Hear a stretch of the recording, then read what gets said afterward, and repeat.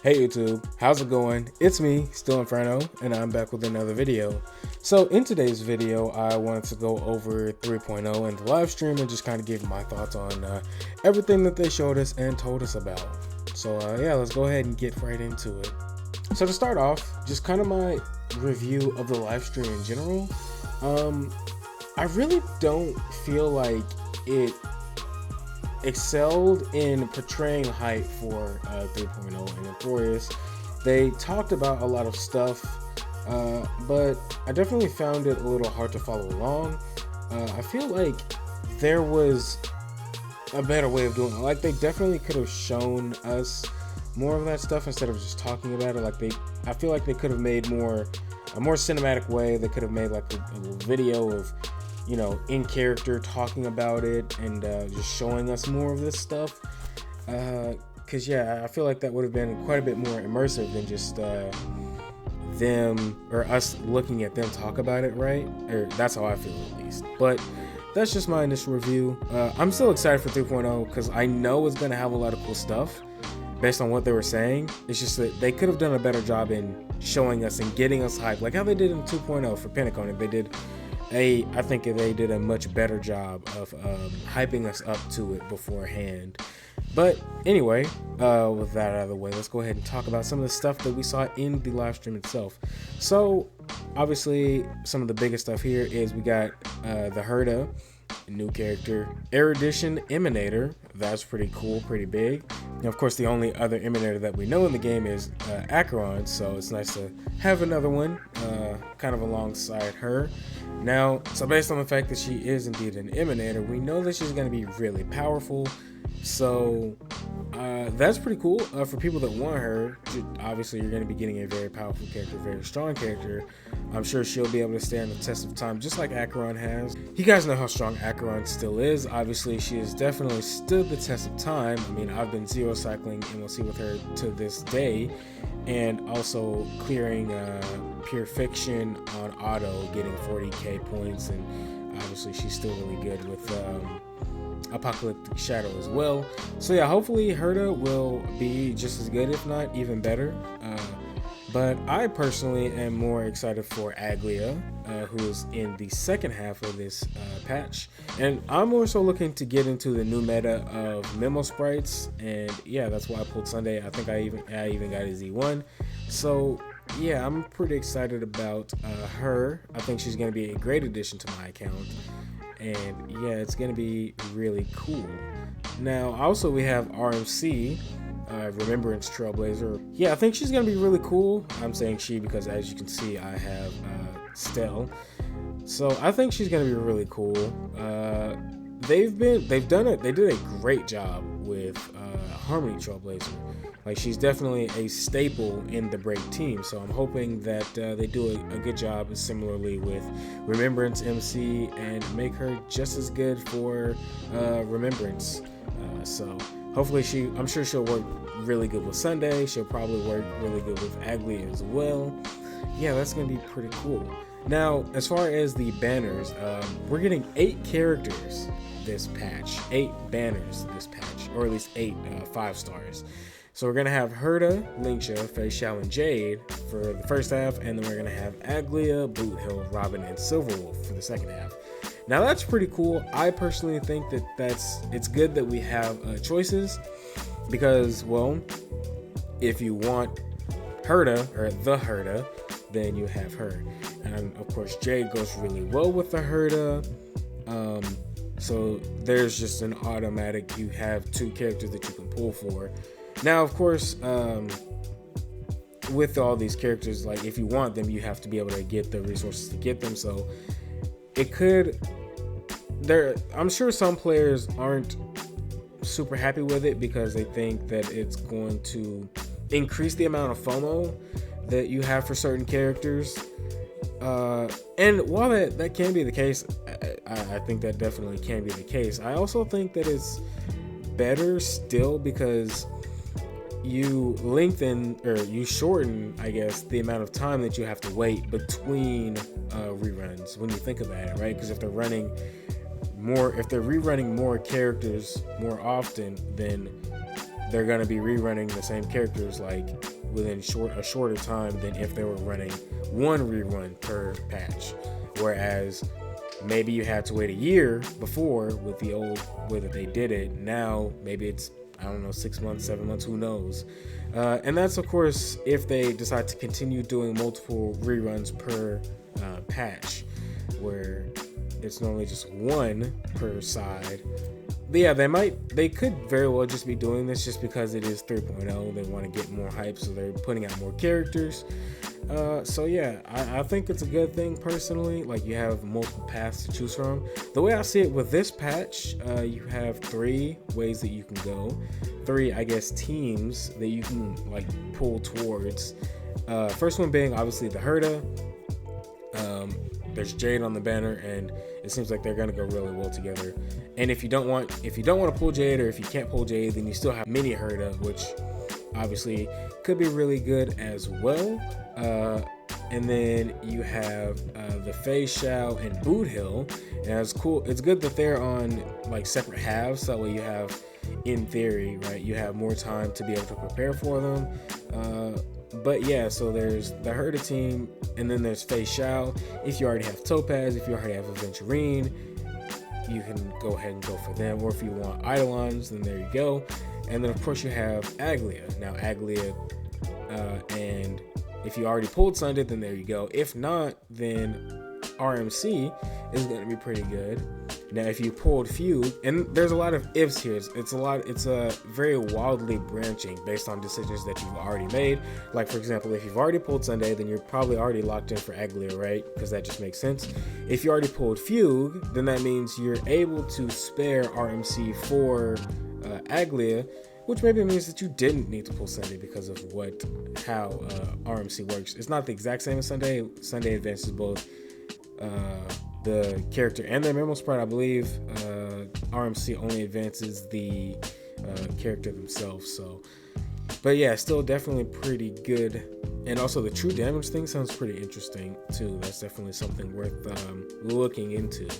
So yeah, again, there's 3 different paths that you can take here. Either Herda, possibly Jade, Fei Xiao, possibly Robin, or Aglia, and just use RMC, or if you already pulled Sunday, then there you go.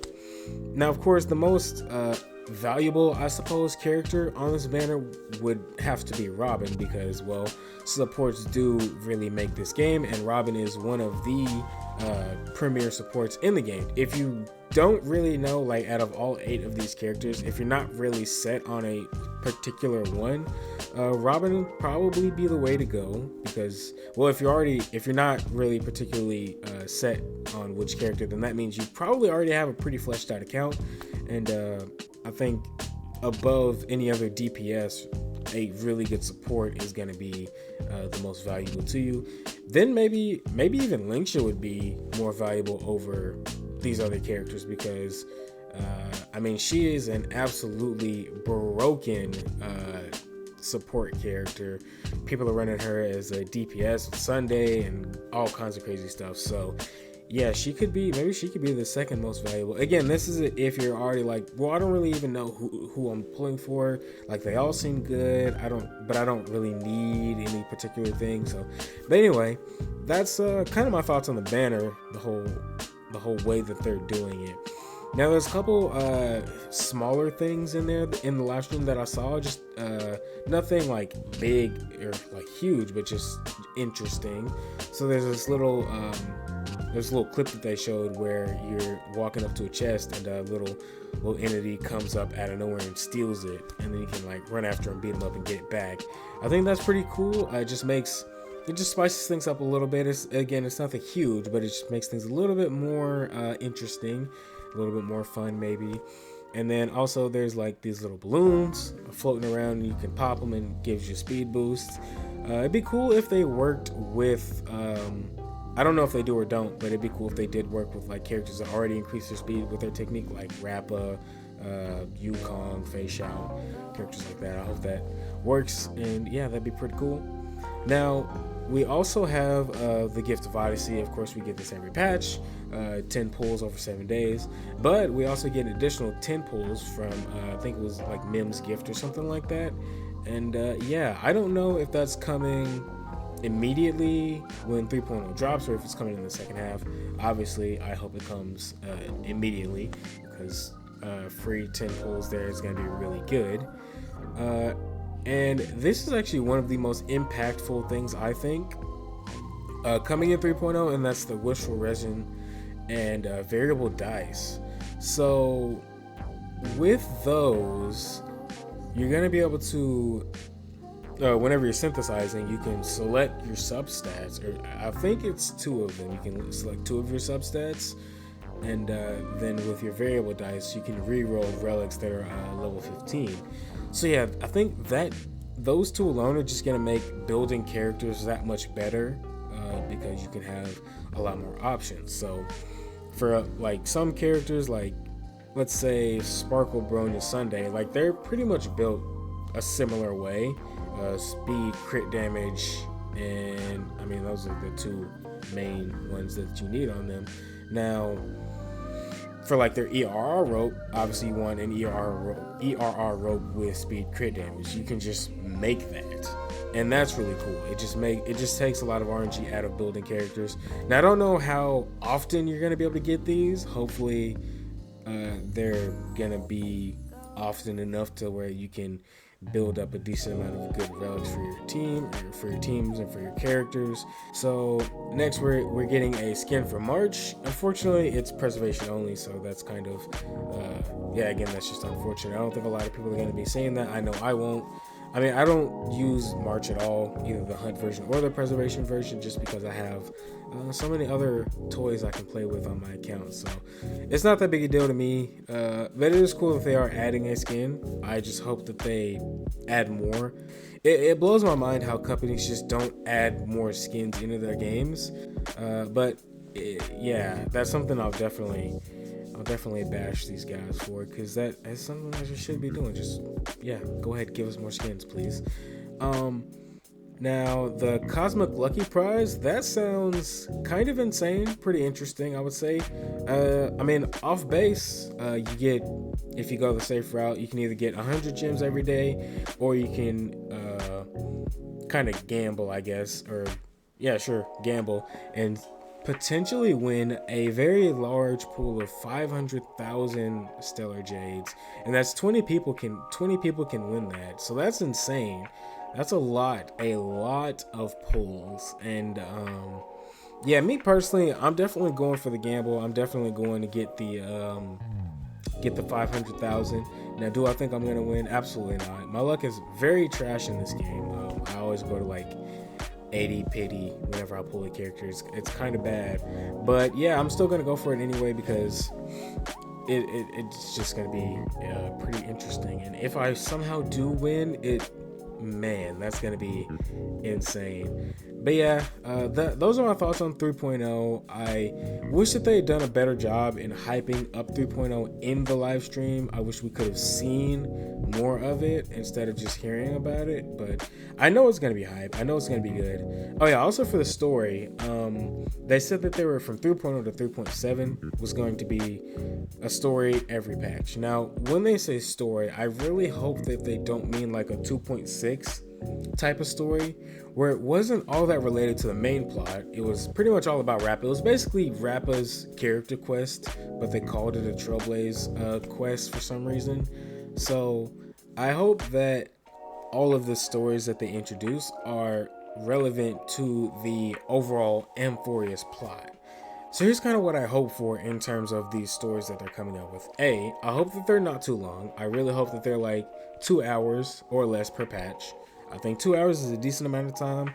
You can get a lot of stuff out. You can have a lot of things happen. And yeah, you can set yourself up really well for the next story. And I hope that there's not a lot of useless yap where it's like, okay, we don't really care about this. We'll just keep that to a minimum. Keep whatever you're trying to have happen in the story. I hope it's relevant to the story and engaging. I hope it's interesting. More cutscenes, of course, because I'm trying to watch an anime whenever I play this game.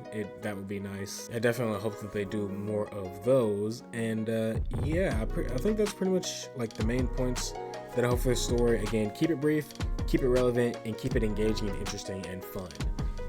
And yeah, if they're able to do that for all 7 patches, hey, there we go.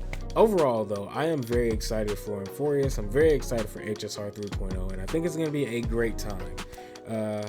But yeah, that's pretty much all I had for the video. If you guys like this video, definitely make sure to leave a like down below. Let me know your thoughts on Euphorius, on the live stream, on these characters, the banners.